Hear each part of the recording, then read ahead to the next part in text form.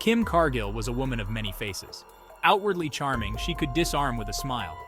But behind her eyes, a storm brewed. Her life, a series of fractured relationships and questionable choices, was a ticking time bomb. It culminated in the heart of East Texas, in the quiet town of White House, with the disappearance of a young mother, Sherry Walker. Sherry, a struggling waitress with a heart of gold, became entangled in Kim's web of manipulation. It was a connection that would prove fatal. Kim's life was marked by instability long before Sherry entered the picture.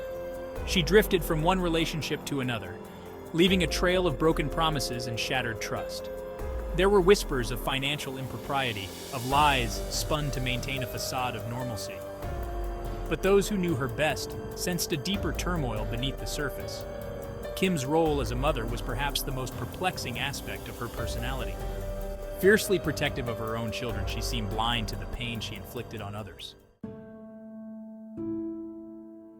Sherry Walker was everything Kim Cargill was not: genuine, kind, and trusting. She worked tirelessly to provide for her young daughter, often juggling multiple jobs to make ends meet. Her life was a testament to resilience, a beacon of hope amidst personal struggles. Sherry had her share of bad luck, failed relationships, and financial woes, but her spirit remained unbroken. She had a warmth that drew people in, a sincerity that Kim Cargill could only feign. Their paths crossed in the most unlikely of places, a rundown motel on the outskirts of Tyler. Sherry, desperate for a fresh start, had moved into one of the motel's cramped units. Kim, ever the opportunist, saw in Sherry a mark, a pawn in her twisted game. She insinuated herself into Sherry's life, offering a shoulder to cry on, a listening ear, and the promise of friendship. Sherry, starved for connection, welcomed Kim's attention. She had no idea she was inviting the devil himself into her life. Kim, a master manipulator, preyed on Sherry's vulnerabilities. A glimmer of hope appeared on Sherry's horizon in the form of a budding romance. A local mechanic, taken by her gentle nature and infectious laugh, had begun to court her. He represented a way out, a chance for a brighter future for Sherry and her daughter. But Kim, threatened by this potential disruption to her control over Sherry, sowed seeds of doubt and suspicion. She poisoned Sherry's mind with lies about the new boyfriend, fabricating stories of infidelity and betrayal. Sherry, torn between her newfound hope and Kim's insidious whispers, found herself trapped in a nightmare of her own making. She confided in Kim, seeking her advice, unaware that she was confiding in her tormentor. Kim, relishing in the chaos she had created, offered only self-serving counsel, further isolating Sherry from any genuine support system. She tightened her grip on Sherry's life, squeezing the life out of her dreams. As Sherry's relationship blossomed, Kim's jealousy intensified. On a sweltering June evening, Sherry Walker vanished. She simply disappeared, leaving behind no trace, no explanation. Her sudden absence sent shockwaves through the community. Sherry, a creature of habit, always kept in close contact with her family and friends. Her disappearance was as baffling as it was terrifying. Whispers of foul play began to circulate, casting a pall over the once peaceful town. The investigation into Sherry's disappearance quickly centered on Kim Cargill. Her erratic behavior in the wake of Sherry's vanishing raised red flags. She seemed unconcerned, even dismissive of the growing worry for Sherry's safety. Her stories were inconsistent, riddled with contradictions and inconsistencies. The more the police dug, the more suspicious they became.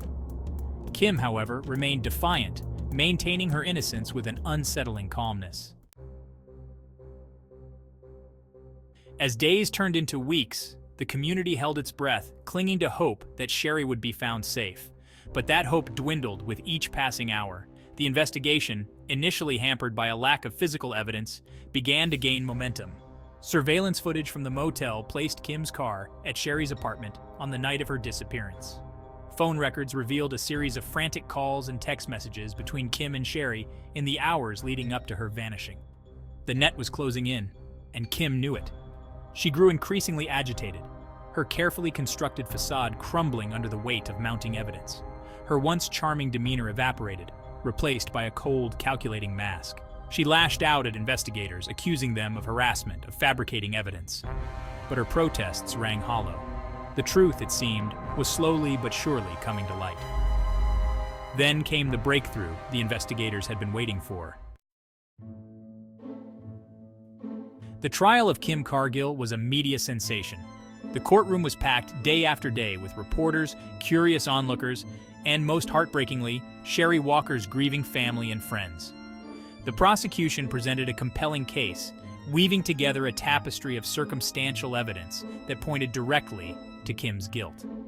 They presented witnesses who testified to Kim's volatile temper, her history of manipulation, and her chilling lack of remorse in the face of Sherry's disappearance. The defense, for their part, attempted to paint Kim as a victim, a woman wrongly accused. They argued that the prosecution's case was built on speculation and conjecture, that there was no concrete proof linking Kim to Sherry's murder. They pointed to Kim's love for her own children as evidence of her inherent goodness, suggesting that she would never harm another human being. But the jury wasn't convinced. The prosecution had done its job, meticulously dismantling Kim's web of lies. The courtroom, once abuzz with speculation, fell silent as the jury foreman read the verdict: guilty.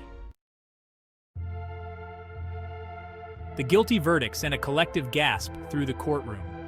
For Sherry Walker's loved ones, it was a bittersweet victory. Justice had been served, but it wouldn't bring Sherry back. The pain of her loss was still raw, a gaping wound that might never fully heal. The community, too, grappled with the verdict. The trial had exposed a dark underbelly of their quiet town, a chilling reminder that evil can lurk in the most unexpected of places. In the aftermath of the trial, the community of White House struggled to come to terms with the tragedy. Candlelight vigils were held in Sherry's honor, her memory kept alive through shared stories and tearful remembrances. There was an outpouring of grief, but also a sense of relief that justice had been served. Kim Cargill, the woman who had terrorized their community, would spend the rest of her life behind bars.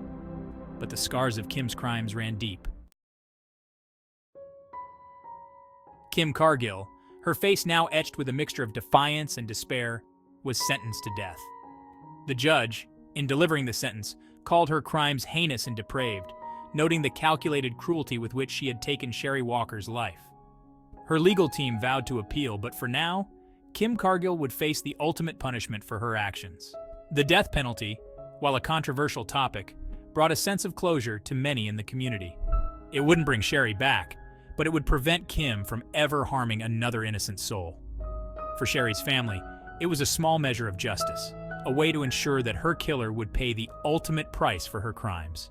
The story of Kim Cargill and Sherry Walker serves as a stark reminder of the capacity for darkness that exists within the human heart.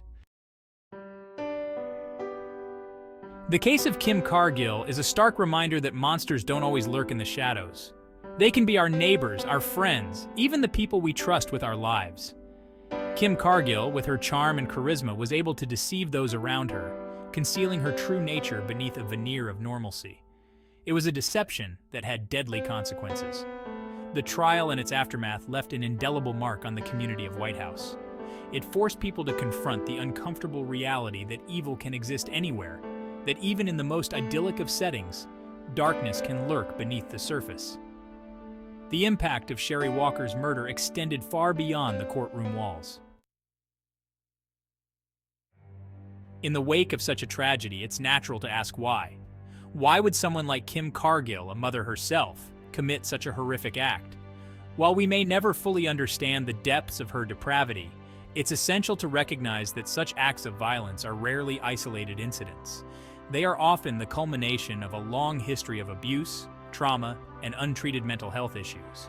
By delving into the complexities of Kim Cargill's life, her tumultuous upbringing, her history of broken relationships, and her descent into darkness, we can begin to grasp the factors that contributed to her horrific crime. This understanding, while not excusing her actions, can help us identify potential warning signs and intervene before it's too late. The legacy of Kim Cargill is a dark one, forever stained with the blood of Sherry Walker. But if we can learn from this tragedy, if we can use it as an opportunity to raise awareness, to educate ourselves and our communities, and to advocate for victims of abuse, then perhaps some good can come from this senseless act of violence.